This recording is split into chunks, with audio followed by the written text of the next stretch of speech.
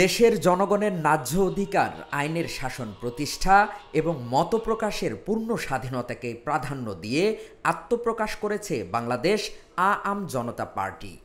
বৃহস্পতিবার সকালে রাজধানীর একটি অভিজাত হোটেলে এই দলের নাম ঘোষণা করা হয়। বাংলাদেশ আওয়াম জনতা পার্টি নামে একটি গণতান্ত্রিক রাজনৈতিক দল প্রতিষ্ঠা করেছে।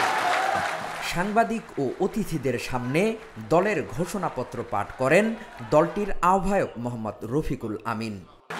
মহান মুক্তিযুদ্ধে আত্মত্যাগের মধ্য দিয়ে অর্জিত আত্মপরিচয়, স্বাধীনতা এবং সর্বোপরি বাংলাদেশের রাষ্ট্রের সার্বভৌমত্ব রক্ষা, লক্ষ লক্ষ শহীদ ও জনগণের অভিপ্রায়ে অসাম্প্রদায়িক, গণতান্ত্রিক, শোষণ ও বৈষম্য মুক্ত সোনার বাংলাদেশ গড়ে তোলার লক্ষ্যে গণতান্ত্রিক অগ্রযাত্রায় বাধা সৃষ্টিকারী স্বৈরাচার শাসনের বিরুদ্ধে ছাত্র জনতার জুলাই গণ অভ্যুত্থানের চেতনায় অন্তর্ভুক্তিমূলক রাষ্ট্র গঠনের স্বপ্ন বাস্তবায়নের লক্ষ্যে বাংলাদেশ আওয়াম জনতা পার্টি প্রতিষ্ঠিত হলো।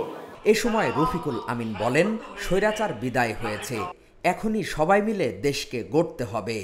2024-এ জুলাই গণ অভ্যুত্থান সংগঠিত হয়, যেখানে সাধারণ ছাত্র জনতার রক্তের বিনিময়ে বাংলাদেশ আরেকবার স্বৈরাচার মুক্ত হয়। মুক্তিযুদ্ধের লক্ষ্য উদ্দেশ্য এবং জুলাই 2024-এর গণ অভ্যুত্থানের চেতনায় বাংলাদেশের জনগণের সাধারণ অভিপ্রায়কে ধারণ করে একটি বৈষম্যহীন সমাজ প্রতিষ্ঠা করা, সামাজিক ন্যায় বিচার নিশ্চিত করা এবং সুশাসন প্রতিষ্ঠা করা, বাংলাদেশের সাধারণ জনগণকে রাজনৈতিকভাবে সচেতন করে তোলা, ন্যায্যতার ভিত্তিতে সুসম্পর্ক বজায় রাখার লক্ষ্যে বাংলাদেশ আওয়াম জনতা পার্টি রাজনীতি পরিচালনা করবে।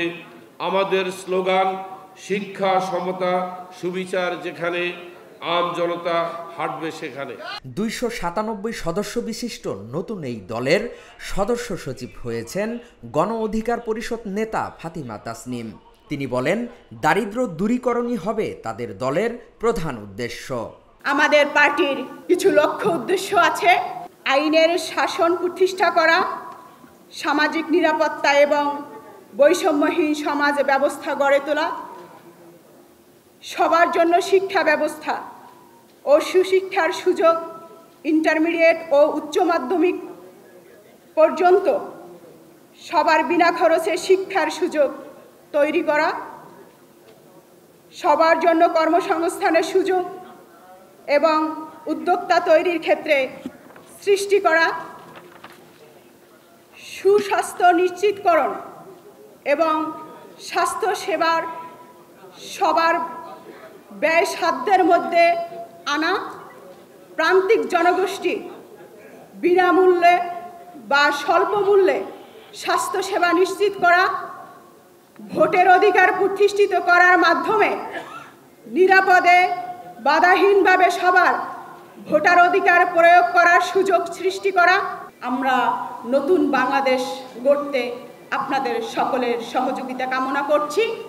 অনুষ্ঠানে নতুন এই দলকে স্বাগত জানিয়ে বক্তব্য দেন নিরাপদ সড়ক চাই আন্দোলন চেয়ারম্যান। এই সময় তিনি এই দলকে নিরাপদ সড়ক গড়তে আহ্বান জানান। কত মানুষ এখানে যারা এসেছে তাদের মধ্যে থেকে তাদের কত আপনজনকে তারা হারিয়েছে, তো কাজেই সেই বিষয়টিকে আমরা উপেক্ষা করছি সারা জীবন। এই 54 বছরের এই রাজনৈতিক জীবনে আমরা প্রত্যেকটি মুহূর্তে আমরা কিন্তু এটিকে উপলব্ধি করেছি, কিন্তু আমরা কখনোই কিন্তু এটিকে বাস্তবায়ন করার জন্য সরকারিভাবে সেই উদ্যোগ কিন্তু কখনো গ্রহণ করা হয়নি।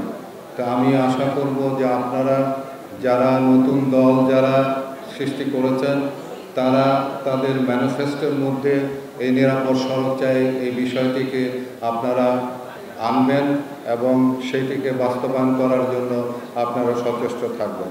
মানুষের আশা আকাঙ্ক্ষার প্রতিফলন করতে পারলে নতুন এই দল গণমানুষের হয়ে উঠবে বলে জানান আগত অতিথিরা। হাকিম মাহি, ঢাকা জার্নাল।